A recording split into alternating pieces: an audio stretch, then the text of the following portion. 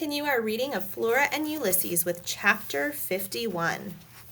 Things were very strange. Her mother insisted that they sit together at the dining room table, the three of them. She also insisted that Ulysses sit in a chair, which was ridiculous because if he sat in a chair, he wouldn't be able to reach the table. "He can sit here with me," said Flora. "Oh, no, I want him to feel welcome. I want him to know that he literally has a chair at our table." Her mother had held the chair out and Ulysses had climbed onto it, and then she slid the chair all the way under the table. It was enough to break your heart watching his whiskered, hopeful face as it disappeared beneath the tablecloth.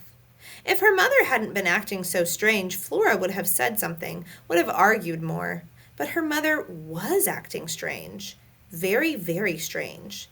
Not only was her voice robotic, she was also saying things that she never would have said before, expressing sentiments that seemed to be at odds with the mother Flora had always known. For instance, wanting a squirrel to have a chair at the table. For instance, encouraging Flora to have a second helping of macaroni and cheese. For instance, saying nothing about Flora's potential stoutness as Flora consumed the second helping of macaroni and cheese. Flora's guess was that a typing flying squirrel was much more than Flora's mother's psyche could manage. She had been pushed to the brink. She was suffering from some kind of nervous breakdown. Either that or she was possessed. Of course, Flora's father had been pushed to the brink too, but everything to do with Ulysses had affected him differently. It had cheered him up somehow, maybe because the holy begumbiness of it all had reminded him of Incandesto and Dolores, and also of the possibility of impossible things. "Can't I come live with you?" Flora had said to her father when he left that night. "Absolutely you can come live with me," said her father, "but your mother needs you now." "She doesn't need me," said Flora. "She said that her life would be easier without me." "I think that your mother has forgotten how to say what she means," said her father. "Plus," said Flora, "she hates Ulysses. I can't live with someone who hates my squirrel." "Give her a chance," said her father. "Right," said Flora. As her father left the house that night, Flora had whispered the words of Dr. Meacham's goodbye to him, and even though there was no way he could hear her, Flora was disappointed when her father didn't turn around, back toward her. But anyway, here she was giving her mother a chance, which as far as Flora could tell meant watching Phyllis Buckman use the candle on the dining room table to light cigarette after cigarette. Flora fully expected that at some point her mother's hair would catch on fire. What did you do when somebody's hair caught fire? It had something to do with a throw rug. You beat them over the head with a throw rug. That was it. Flora looked around the dining room. Did they even own a throw rug? She caught sight of the little shepherdess standing at the bottom of the stairs. Mary Ann was looking at Flora, and her mother with a jaded and judgmental eye. For once, Flora agreed with the lamp. Things were out of control. Her mother said, "Well, it is such a delight to spend time with the members of my family, rodent and otherwise, but my head hurts and I think that I will go upstairs and rest my eyes for a while." "Okay," said Flora. "I'll clear the table." Lovely, so very thoughtful. After her strange mother climbed the stairs, Flora pulled back Ulysses's chair. He hopped up on the table and considered the plate full of macaroni and cheese. He looked at Flora. "Go ahead," she said. "It's for you." He picked up a single noodle and held it in his paws, admiring it. Watching him, Flora suddenly remembered a panel from The Illuminated Adventures of the Amazing Incandesto. It was a picture of Alfred T. Slipper standing at a darkened window. His hands were behind his back and Dolores was on his shoulder, and Alfred was looking out the window and saying, "I am alone in the world, Dolores, and I am homesick for my own kind." The squirrel ate the noodle and picked up another one. There was cheese sauce on his whiskers. He looked happy. "I'm homesick," said Flora. "I miss my father." Ulysses looked up at her. "I miss William Spiver." Talk about a sentence you could never predict you would say. "I even miss my mother," thought Flora, "or I miss the person she used to be." It was dark outside. Her mother was upstairs. Her father was at the Blixen Arms. William Spiver was next door. The universe was expanding, and Flora Bell Buckman was homesick for her own kind.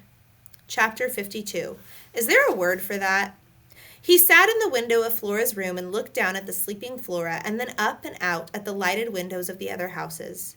He thought about the words he would like to add to his poem. He thought about the music at Dr. Measham's house, the way the voices sounded singing. He thought about the look on Mr. Klaus's face when he went sailing backward down the hallway. Was there a word for that?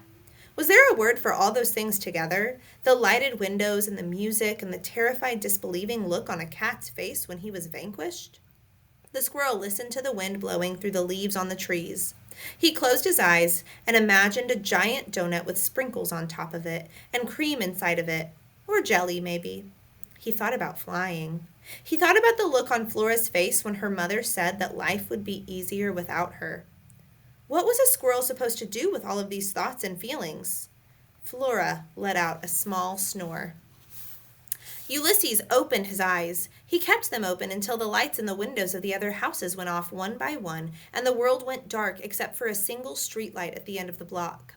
The street light fizzled into darkness and then flared back to life and then fizzled again. Darkness, light, darkness, light. What, Ulysses wondered, does the street light want to say? He thought about William Spiver. He thought about the word banished and the word homesick. He imagined typing the words and watching them appear on the paper, letter by letter. Flora had told him before she went to sleep that she thought it would be a good idea if he didn't type anything for a while, at least not on her mother's typewriter. It seems to provoke her, she said. I think your typing poems and flying about the kitchen kind of made her have a nervous collapse, or something. She had said this, and then she had given him a sad look and closed the door to the bedroom. I closed the door as a reminder, okay? No typewriter, no typing. But what was a closed door to a superhero? You stupid little shepherdess. It was superhero time. Or something.